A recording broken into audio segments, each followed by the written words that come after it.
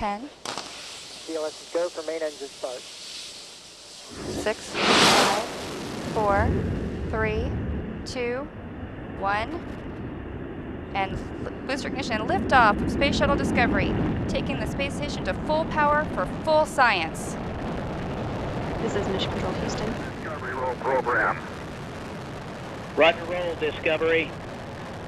Discovery's roll maneuver is complete. It is now in a heads-down position on track for its flight to the International Space Station.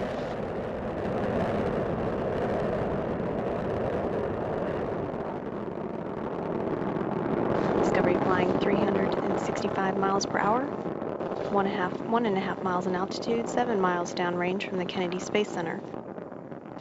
Discovery's engines are throttling down as the orbiter passes through the area of maximum pressure on the vehicle.